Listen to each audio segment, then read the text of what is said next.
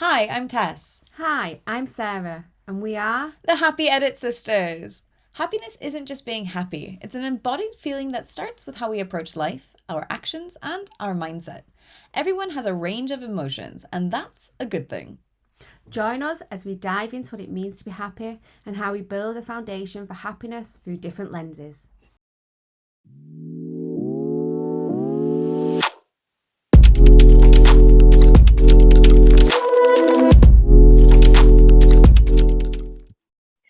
Hi, Sarah. Hi, Tess. So today I'm so excited because we have a wonderful guest here with us.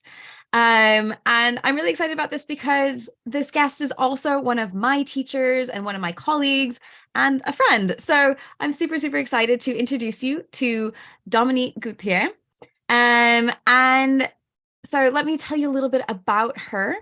So uh, Dominique is a personal trainer, yoga teacher, and a core and pelvic floor specialist based in Lambeth, Ontario. Is that how you pronounce it?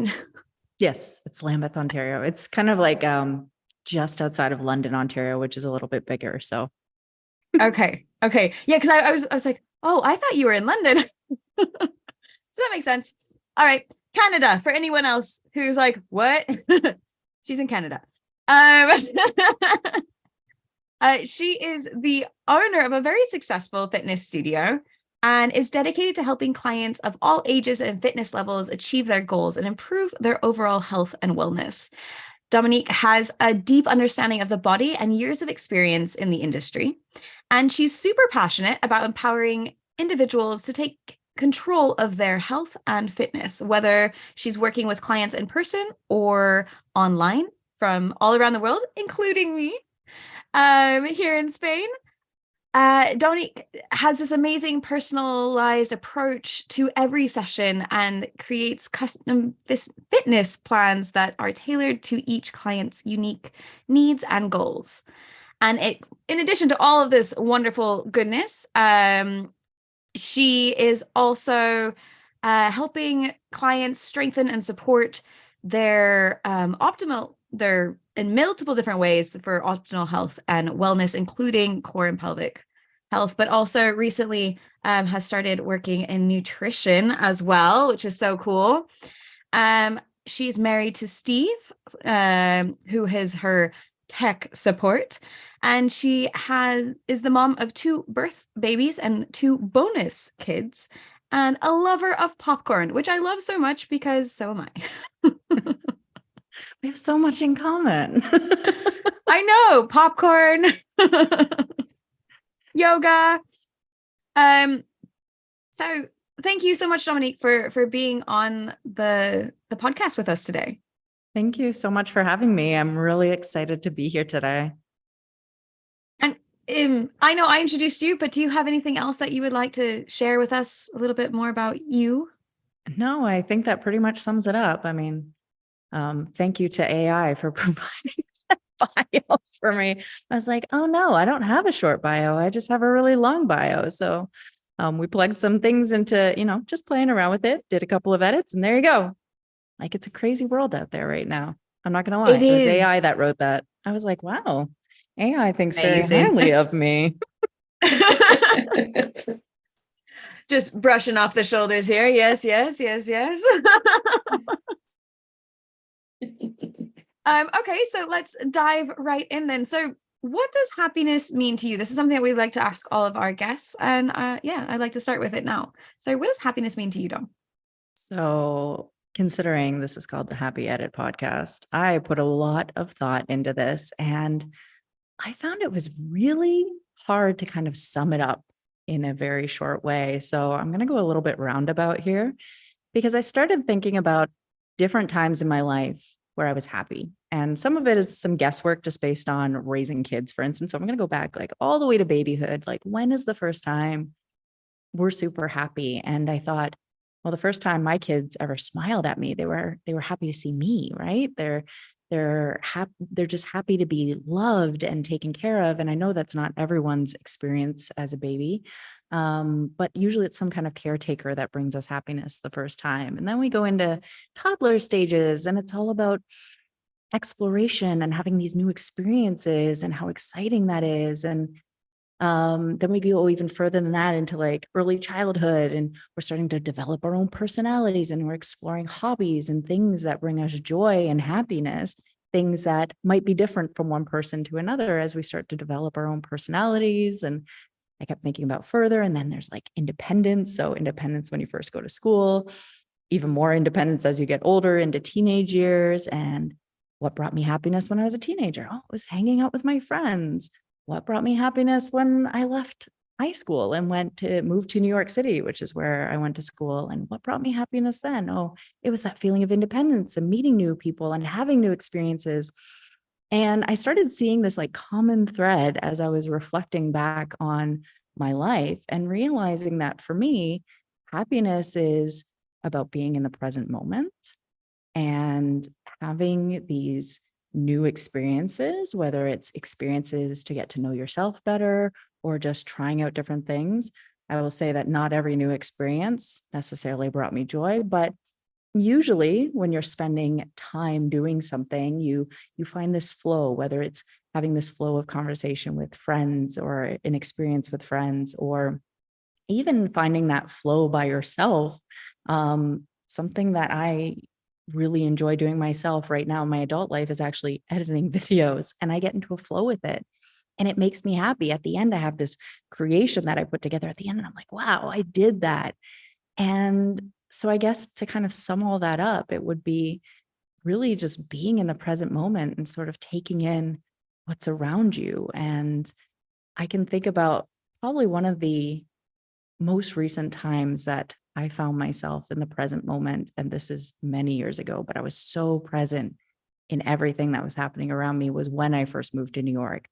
And it was a city I'd never been in. I'm not going to lie, I was terrified. I was with my mom. I was ready to pack my bags and like, oh, we're leaving. But at the same time, I was taking in my surroundings. I was in a new place. I was learning, where's the grocery store? And even though these seem like really mundane things, this was an experience that did lead to joy when I realized that, I can be out after dark in New York City. It's not New York City in the 70s. It was, early 2000s Disneyfied New York City. But again, just kind of that present moment, that exploration, that taking in things as they're happening.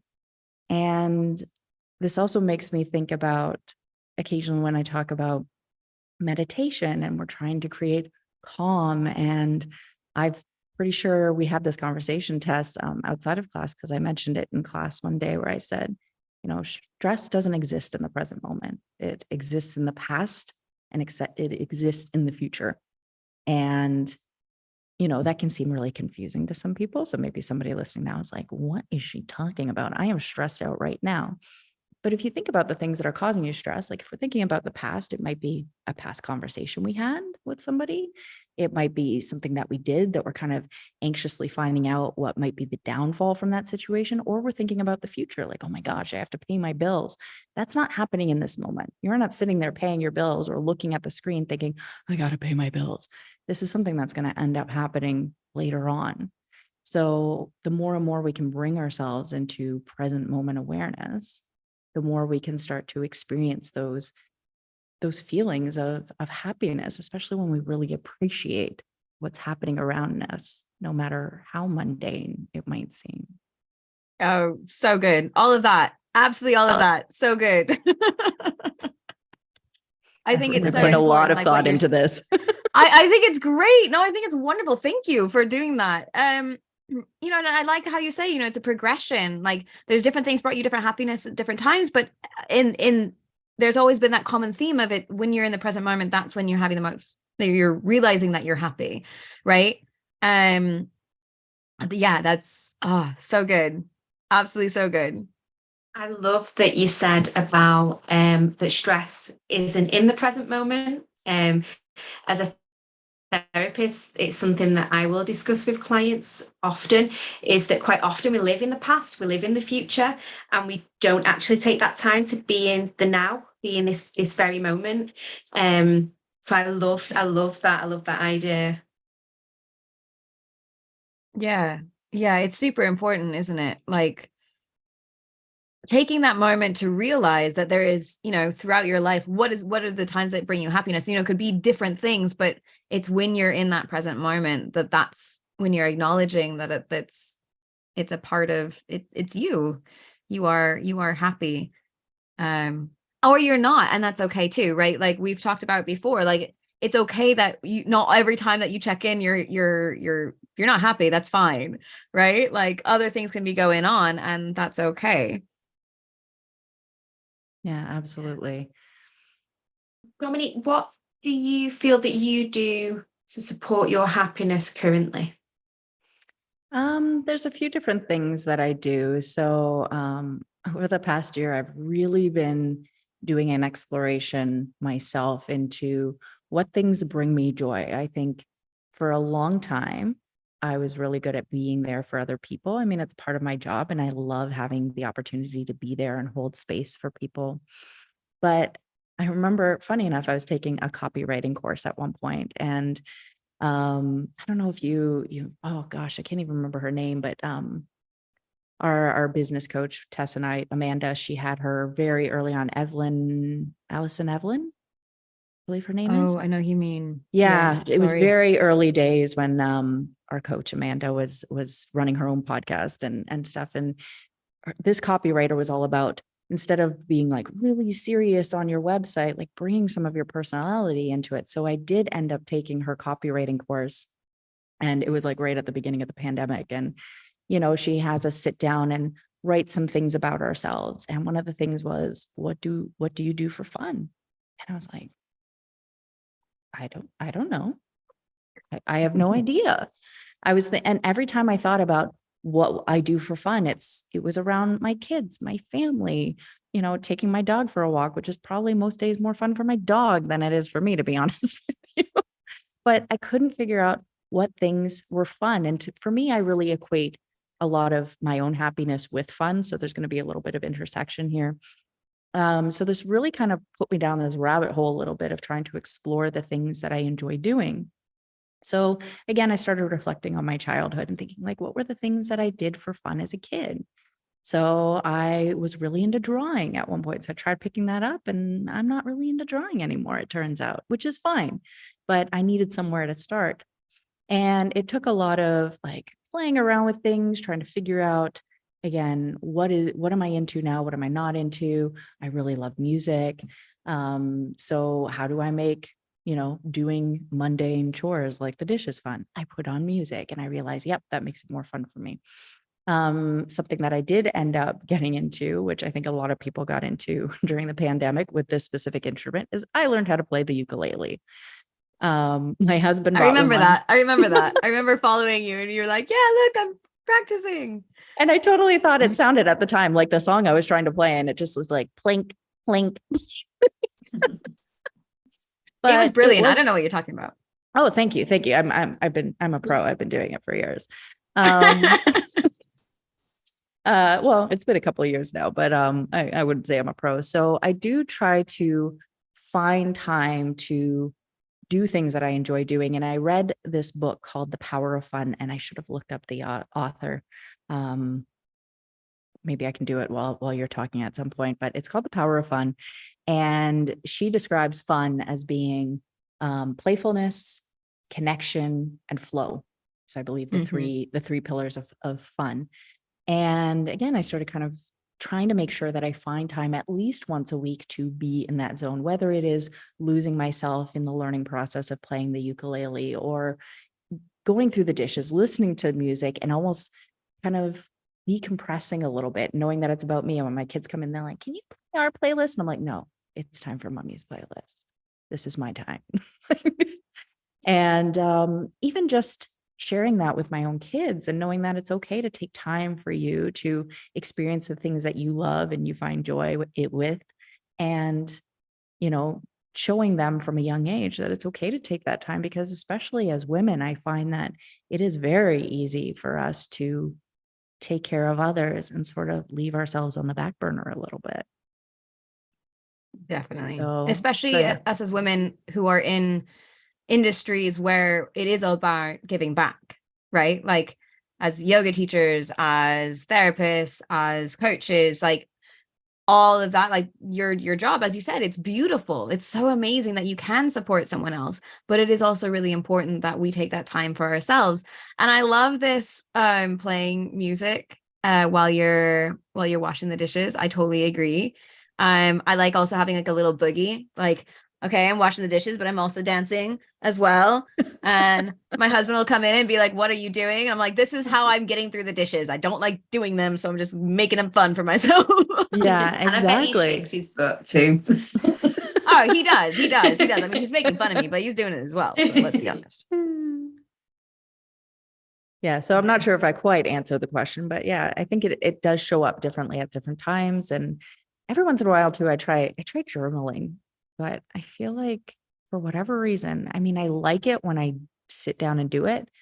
But again, so I feel like is there ever enough time to get all the things done? But again, it just shows up a little bit differently all the time. And it really takes tuning into what I'm feeling on that day and what I feel like I need. And it could be even as simple as reading a book. Like that truly brings me happiness, like being under a blanket with my coffee and just losing myself in a book to me is happiness. I love the whole process of that. I love the ritual behind it as well. So I definitely feel like there's different times where different things make me happy and bring that happiness on.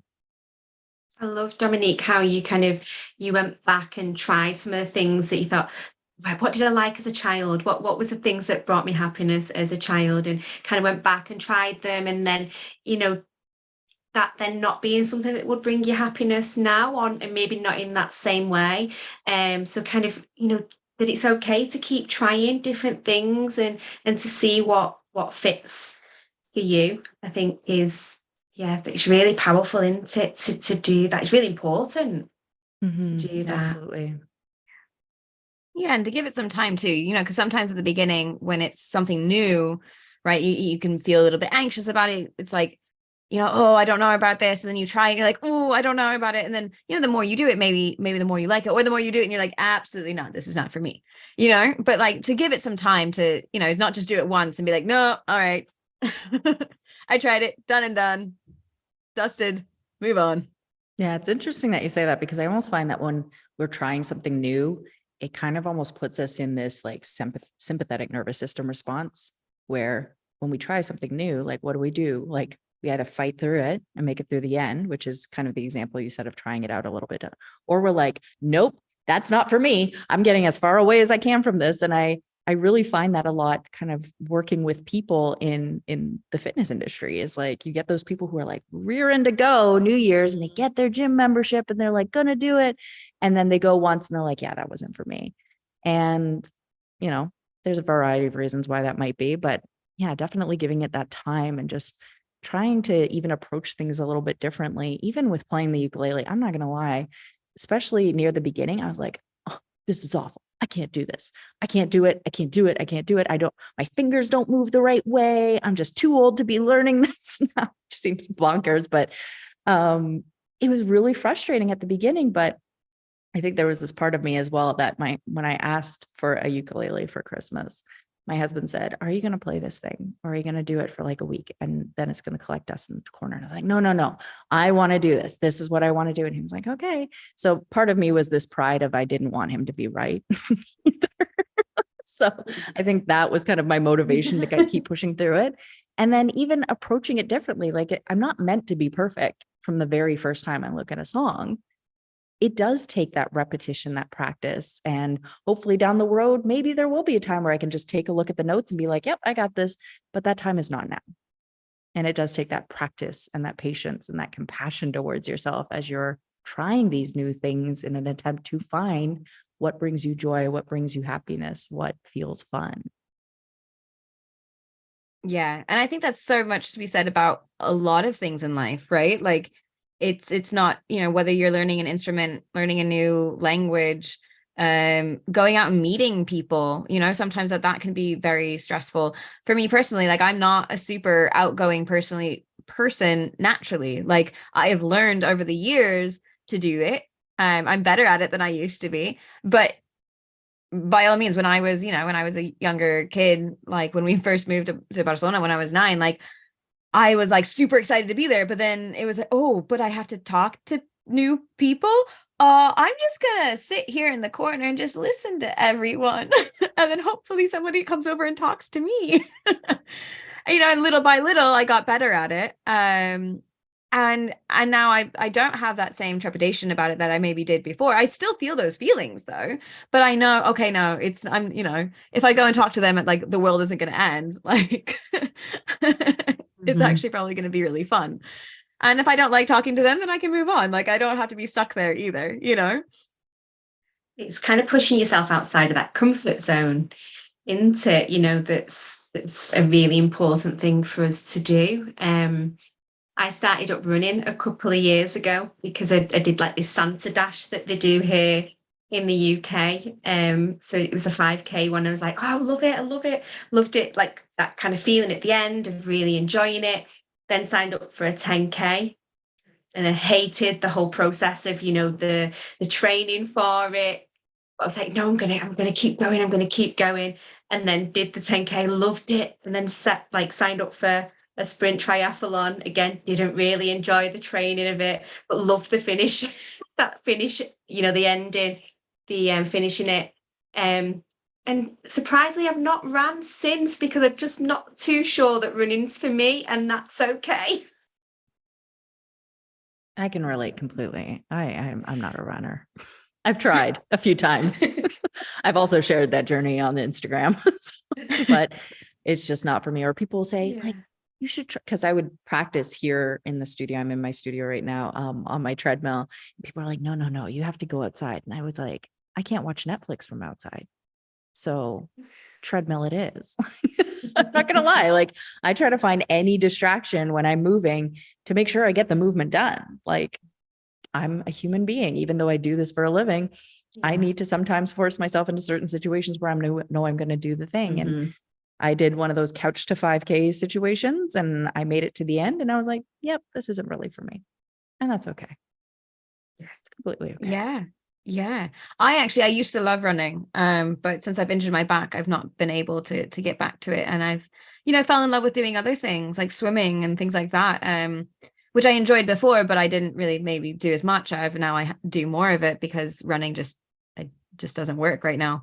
And part of me misses it because I just like that repetitive, like just nothing. And like, you just feel your feet moving one in front of the other and being outside and looking at like the trees or whatever you're running in. And it's just kind of this really good way for me to like blank out my mind and just focus on nothing.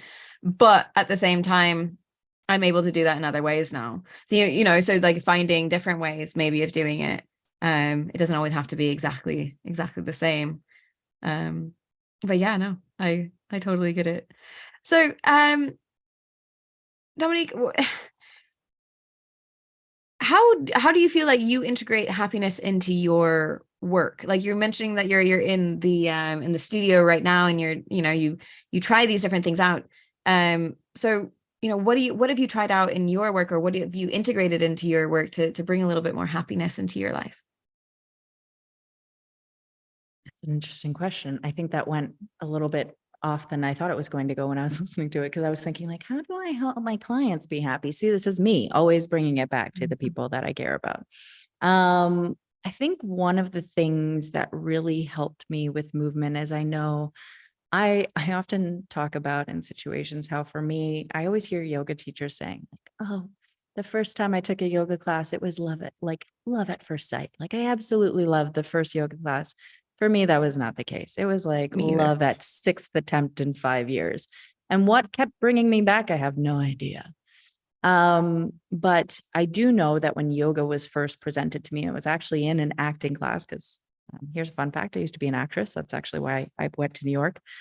And it was presented to me from one of our drama teachers who was a not very happy person. And for him, like when he was teaching us yoga as a warm up, he was teaching us a sun salutation. And it was very military, very like, this is how you have to do it. And if you get it wrong, then you're going to drop a letter grade. And then he made us teach that sun salutation to our class. So when we had to present it to the class as the warm up, if we got one movement wrong, we lost an entire letter grade, which had nothing to do with acting. I don't know. Maybe it did in his mind. I have no idea. But That's anyways, intense, it was very intense, and it was very military. And for a lot of even the beginning of my career, like I did find some classes that really suited me more. They were a little bit more flowy. And the very first yoga class I, excuse me, ended up landing in was pre-choreographed, and the music that they were playing was the music that I was into at the time. So that's actually how I ended up falling in love with yoga and deciding this is the class. But that's a story for another day. Anyways, and I found that the more and more, even at the beginning of my career. So, I mean, I guess I have to kind of flash back a little bit. So this very first yoga class I was teaching is actually a pre-choreographed class. So they're all around the world.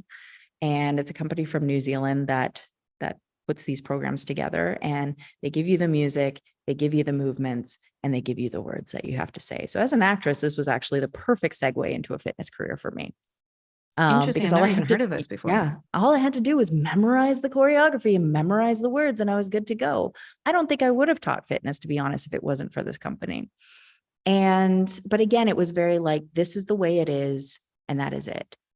So when I ended up opening up my own space, the other thing was, sorry, flashing back again, I go off track and then I'm like, oh, this is maybe important. So additionally to that, when I was working for a big box gym that is local to here, anybody who's from Canada can probably take 2 guesses and land on which gym I used to work for.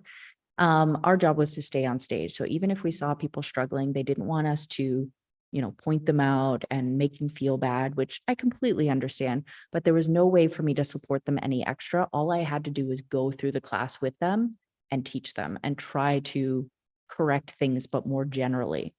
So when I did open my own space, I decided that I was going to basically meet the classes where the people were at. So whoever was coming to me, I was going to make sure that any move that I presented, they had an option. Every movement that we did, I would do the option myself with them. Because if you say, you can do this smaller version, or you can do this bigger version that's very twisty and pretzel-y, and you're doing the pretzel-y version, they're going to just follow you.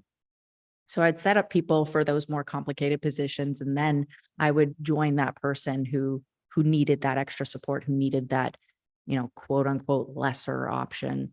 So they felt comfortable doing that option because I was doing it with them. And when I started meeting people where they were at, instead of being like, here's the class, oh, if you can't do it, just do what feels good. And for somebody who's new, they don't know what feels good. They're not there yet.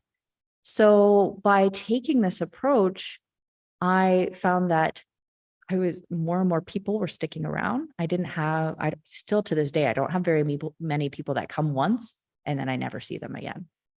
For the most part, some of my students have been with me since the beginning. So it'll be 7 years in business this September, 2023. That's what we're in, right? Just in case somebody's watching this in the future. 2023, 7 years in September. And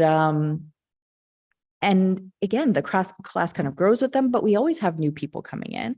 So I'm able to still provide them what they need, but also be there in support of the people who are new.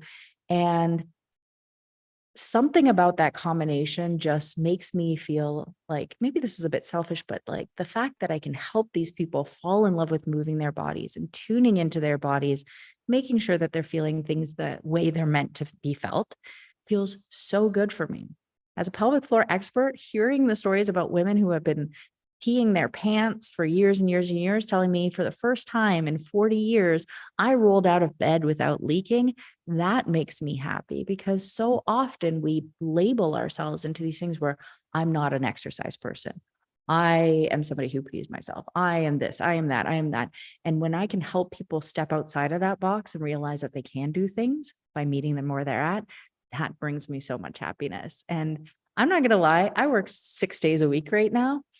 I think if I was doing that with any other job, I would be exhausted, but I'm very strict about taking my Sundays off, which is my only day off of the week. And I'm excited to go back to work on Monday because I get to do this for people. And it's kind of like a two-way street. On one hand, I'm helping them, but I'm getting so much joy and happiness from being able to create a space and a community that they do feel like they're strong and successful and that they can do a yoga class regardless of what we're doing. And one of my favorite moments in classes, Tess may have heard this before, I don't know if I've ever mentioned it in our class before, but it's when I look around the room and every single person is doing something different.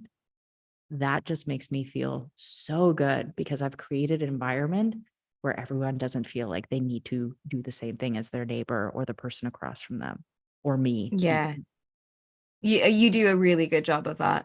I mean, as someone that comes to your classes, I definitely feel that in your work is, you definitely set it up so that everyone feels, okay, here's a step. And, it's increments as well. Like, okay, let's start here, little by little, let's add on to that, which is really good. I know as a teacher, I've learned a lot from you in that aspect. Like I thought I did it okay before, but like, I know my teaching has gotten better just from working with you. Because I'm like, oh yeah, I should really set that up a little bit more. And I totally agree with you. Like when you're teaching like a group class and you see everyone doing different things and not because they're confused, but because which also sometimes happens and you go, ooh, I definitely did not word that one correctly. My instructions there were maybe a bit weak, but when they're doing it because they're meeting themselves where they're at, that is just such a beautiful moment. Or when you're working one-on-one with a person and you're like, you're asking that, you're saying, okay, where are you today? And they are honest with themselves and saying, actually, today I'm here. And maybe that's more than they were the last time you worked with them, or maybe that's less. And they're okay with it. And they're not like, oh, I can't believe that, like, no, yeah, I'm here today. And that to me is just so beautiful when people have those moments when they're really connecting with themselves on a compassionate level and really listening to what they need in that moment. I think as a therapist, so I suppose coming at it from the client's frame of reference, that's I suppose how we would refer to that as well. So, meeting the client where they are at and I think that just in that therapy session, it allows for just a more depth within that relationship and more depth within that process from a real emotional level as well. It's really lovely to hear that from kind of yoga and a fitness perspective as well, because it's definitely from my perspective, kind of it becoming more intertwined, aren't they? I don't know if that's the right word to use, but that's kind of what's in my head. If people could see my hands now kind of like mashing together a little bit. I know it's something that I talk about more as well in my sessions. Yeah, I think you're right. I think there's becoming more awareness about how it's all connected, right? The body and the mind, it's not separate things. And when you are able to tune in to yourself and really have those internal conversations, right? You meet yourself where you're at, from a physical standpoint and from a mental standpoint, and emotional, spiritual, what all the different levels, because we're one. Like it's not like they're like, we've been very good in the past of separating these things into different buckets, but realistically, like it's all the same. It's all connected, and what happens to one affects the other. Like we've talked about this before, but when you're stressed, and Dom, I think you mentioned it earlier too, like when you're stressed, yes, you're in your head and you're in the past, you're in the future, but this is majorly like having physical effects in your body as well, right? Like you have release of stress hormones like cortisol, your body is tensing, like especially in like this comes into pelvic health as well. Like when you're in a constant stress, like some of the first things that your body tenses are the orifices, so your eyes, nose, mouth, and pelvic floor, right? That's really being tensed up, and this can cause problems. Like there's sort of miscommunication about what pelvic health, oh, it's strengthening your pelvic floor. No, it's stabilizing, which is creating strength and flexibility on the same level, right? So you want the pelvic floor to move. I mean, I'm going to let Dom go into that more. She's more the expert than I am, but like, you know, when you're in that constant stress mode, you're constantly pulling up, and this can cause so many issues. Yeah, absolutely. And so like from a pelvic floor perspective as well, the complicated thing is sometimes some of the symptoms that arise with pelvic health, like leaking and things like that. It can be the same whether you're too tense or you can't contract, aka weakness, but realistically they're both weakness. Every single muscle in your body needs to have the ability to both contract and relax in order to work optimally. And if one of those pieces are missing, there's going to be some funky stuff happening in our body. I mean, we can think about our shoulders, and when our shoulders feel tense, or our back, I think a lot of people can relate to that more than necessarily their pelvic floor. But, you know, it's always feeling much better when things are loose, especially after a massage or something like that, than it is when we are in that tense place. And yeah, absolutely. It's funny because one thing that I think was missing from my bio, now that I think about it, is the fact that my studio is called Body Mind Fitness. And truth be told, when I came up with that name, it was because every other name that I thought of was taken by somebody else. And to the point where I almost called it just another yoga studio because I was getting so frustrated with the name thing. And then originally my business was actually called Body Mind Yoga. This was before I started doing the personal training thing. And I've even heard from clients and students recently how much the name of my studio reflects what they're looking for, is that mind-body connection. And here I was just like mashing some words together in an attempt to finally launch my business, get my business off the ground. Well, you know, there's probably something there in the background, like in your head, like, yeah, no, this is what I want. This is what I'm working towards. Right. But yeah, it doesn't always show up at the beginning. Sometimes it takes other people to point it out to us to go, oh yeah, that's, you're right. Oh yeah, that was definitely what I was thinking about when I named the studio this. Yeah, of course. Why wouldn't I think that? Dom, what do you notice, or is there anything that you notice that kind of helps you realize when you're not in your happy place and to kind of take you into more of a happy place? Is that, I don't know, does that question make sense to you? I'm not sure if I worded that very well. It does. I mean, I think there's been unhealthy things that I've done to try to, you know, distract myself almost from not being in a happy place. Like I have a very bad tendency to disconnect, where I will start like doom scrolling my phone because I just want to not deal with whatever's happening. Truth be told, probably one of the best things that I'm doing for my mental health / happiness is I'm going to be starting therapy very soon again. So, and for me, even just having the opportunity to talk through things can bring me back around and kind of just be like, this is where I'm at. And I've done therapy in the past. And when I was younger, it was definitely like, here's all my stuff. Here's everything that is stressing me out. And then at some point I was like, okay, that's all I needed. I just need to get it off my chest, which is probably why journaling brings me happiness, because I just dump it all down in written form. I freehand write for, you know, a good 15, 20 minutes, half an hour, whenever I can get around to it. And then I feel better. And I think a lot of times as a society, we have a tendency to bottle things up and in a hope to just, again, distract ourselves from it. And hopefully it'll go away. But again, I think this comes back around to what I was talking about earlier, like having that connection and being able to get it out. And I know that there's certain things in my own life where, you know, as much of my husband will listen to me all the time, he's not my therapist and he doesn't need to listen to all of my shit. Can I swear on this podcast? You're fine. Yeah. Like, and it's not his place. And I can recognize that. And there's certain things that I need to find support from somebody else. And if I can bring myself back around, like there's been times in my life where I'm like, okay, I need to just meditate. And then I can kind of move through those emotions. But there's other times where I need external support. And this is one of those times in my life. where somebody else just has more knowledge than I do, more education than I do, and different tools than I have. And right now, the tools I have aren't working.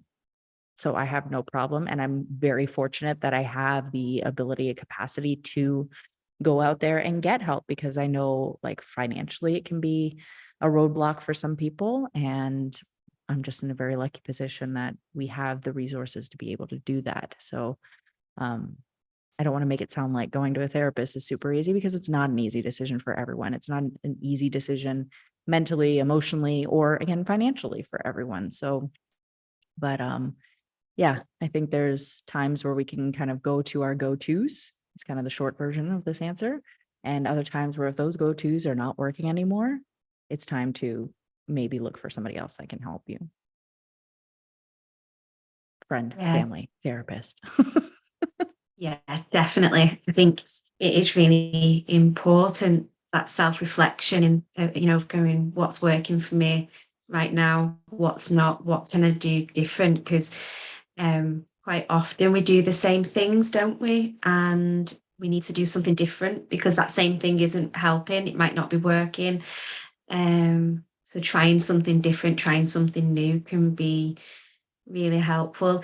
And I like the idea as a therapist. I love it when people go, Sarah, I just want you to have this, like, just I'm just going to tell you everything. And as a therapist, I'm like, no, the more that you tell me, the more we've got to work with. And, we can start to unpick that. And, we might sometimes feel like we've told that story time and time again, but sometimes just, saying that to someone new can be really, really helpful. And just, saying like new eyes, new ears on that situation. It's interesting. This we had a conversation earlier with another guest, and we were talking about how sometimes it's helpful just to listen to different people, and like you're saying, sometimes you just get stuck in your sort of same routines over and over again, and that's when you have those blockages, you need something else, right? Whether that's going for support from a therapist or a coach or whoever, but just having, like, sometimes they remind you of things that you maybe knew at one point, but you completely forgotten about because that wasn't just the thing that you kept going to, so just getting those sort of new looks at maybe even old things or new techniques that you can practice. I think that's a really good thing, because even for us that work in these industries, I think sometimes when you are a therapist or someone that works, in yoga, any sort of well-being practice, there's this idea that because you are in that practice, you are perfect. You don't have any of these issues, and I think it's so important for us that are in this practice to acknowledge, no, we are human. We do have these issues. And just because we have some tools, it maybe isn't what's working for us right now. Maybe it worked for us at one point, but maybe whatever's going on, or, maybe we need to be reminded of things that we've learned or just get new techniques. And that's one of the things I've really enjoyed about this podcast is like all of that, learning new techniques, exploring those things, but then also remembering old techniques that I'd maybe forgotten about, that I was like, oh yeah, that's a really good reminder. Like, I really should do that more often in my own life because I don't do that anymore. Definitely. Dominique, something that I suppose me and Tess have been thinking about as well is, what advice would you give to your younger self? Slow down. You don't have to grow up so fast. Like, I was always just, as a kid, I was always just waiting for the next big milestone to come. And I think the other advice, does it have to be like happiness related, or can it just be advice in general? Okay.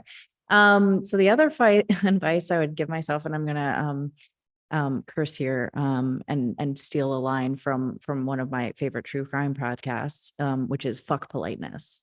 I feel like, especially as women, if we're in certain situations that don't feel safe, our go-to seems to be like, okay, oh, I don't want to ruffle feathers or anything like that. And I can think of different times in my life where that just got me into more trouble than I would care to admit, to be honest with you. So yeah, don't grow up too fast and fuck politeness are the depending on what age my younger self is, I might choose that word differently, but those would be the two things that I would say to my younger self is yeah, enjoy it. Because as someone who has kids now, my grandma, my mom is right. Life is happening fast now. And yeah, it would be nice to go back to those carefree days where, we weren't searching for ways to be happy. For many of us, we just were, and having fun and not trying to look for what is fun. What is fun? We just knew how to do it. Seems like as we get older, things get a little bit more complicated. Yeah. And we forget how important it is just to have fun And play. Just play. and play. Yeah. I agree. So at the end of every episode, we like to offer our listeners a little happy edit tool. So we'd like to open that up to you and, ask you, is there anything that you would suggest that maybe people could kind of play around with in their lives and see if it helps sort of edit their happiness? My first thought was get outside. There's something about being outside without necessarily a purpose, but just, I think sometimes we get wrapped up in like, oh, I'm going to go outside because I'm going to go for a run. I have to exercise. I have to get the thing done. But just getting outside just because, and it doesn't mean you can't like go for a walk or go for a run, but just, again, being outside, being in nature, taking in your surroundings, because we really are surrounded by beauty. Here in Southwestern Ontario, in Canada, it's springtime and it rains all the time. And I'm not going to lie, the rain makes me really sad. I'm very affected by the weather. But the other day I was walking my two youngest ones to the school bus, and I happened to look down at the ground and notice how green the grass is. And I was so marveled by how green the grass is. And the grass wouldn't look this green because, I think it was probably a month ago where we had a major snowstorm. Like here, it's like snow, rain, 20 degrees down to snow. Like it's insanity weather here at this time of year. But I just looked down and the grass was so vibrant and so green. And if we rush through life, we miss those things. We don't see those things. And I think one thing that my kids have taught me is to slow down, maybe to my detriment, because I was pretty lucky. My business grew with my kids. So I got to have a lot of time with them. And whenever we would go somewhere, if they stopped and picked up a flower or they stopped to take something in, I would just let them do it. Those two children do not know how to hustle. When it's getting ready for school in the morning, they do not know how to hustle because their whole lives, I'm like, yeah, take your time. We're not in a rush. It's okay. But I think there's something that we as adults can take from that, is this idea again of slowing down, which I think is another theme that I've been bringing up a little bit here today, is just slow down, take a look around, because there is beauty and happiness all around us all the time. But sometimes the dark stuff can really overtake some of that beauty that's around us. And I think that's kind of my major happy edit advice for somebody, is just pause, like take a minute. It's okay. You can be 5 minutes late for most things that we think are really important. You can get to the grocery store 5 minutes later than you planned on it. Dinner can be on the table 5 minutes later. It's okay. Yeah.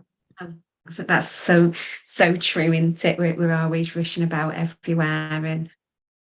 And so next time I'm late to record a podcast, I'm going to go, it's okay. I can pause, can wait. I can be 5 minutes late. I'd be okay with that. If I got a message from you and you were like, I'm going to be 5 minutes late, I'm taking in the color of the grass right now, I'd be like, okay, cool. I totally agree. Oh, I love it. All right, everyone, your happy edit tools to take a little moment to slow down this week. Pause, maybe look at the color of the grass. So good. Well, Dominique, thank you so much for being on the Happy Edit with us. This has been so much fun to connect with you in this way, and on the podcast, and listening to all your just wonderful wisdom. Thank you so much. And thank you for having me. It has been, I'm so glad we managed to find a way to connect through time zones and everything. I feel like we're all coming from a different time zone, if I'm not mistaken. Yep.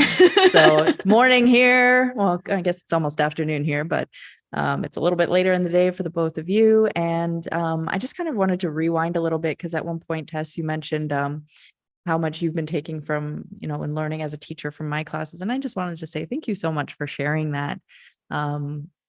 Sometimes as a business owner, it's really easy for people to say negative stuff and leave negative reviews, but it's always nice to hear the impact that you've had on somebody else and know that you've been an important part of their journey. So thank you so much for sharing that with me. Oh, you're so welcome. I totally agree. It's so important as all of us are small business owners. And I think we all appreciate it when people give that feedback. And because I know it now, like from that point of view, I try to do my best to say it to others because I know how much I value it.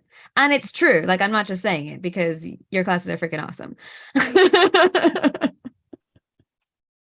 Thank you.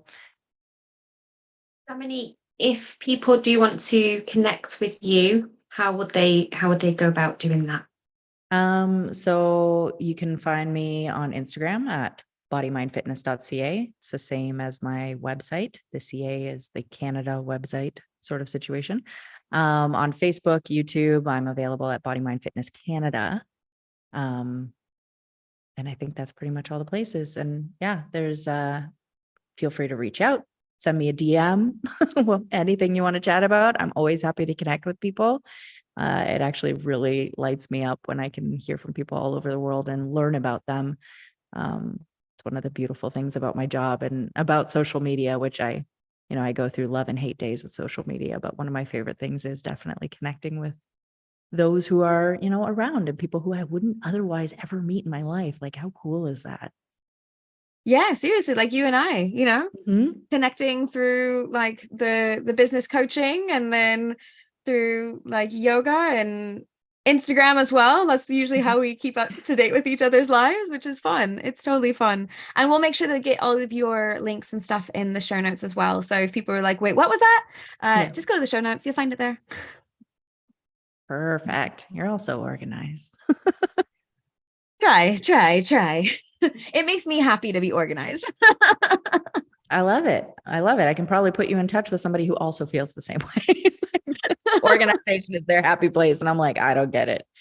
I'm very clean, but I'm very disorganized for sure. He's definitely the more organized one out of the two of us. We keep a good balance. We do. It's a very good balance. Very good balance. All right. Well, thank you again, Dom, for being on here with us. It was really fun. Yeah. Thanks again for having me. Bye. Bye. At the Happy Edit podcast, we're mindful that the podcast is not a replacement of therapy.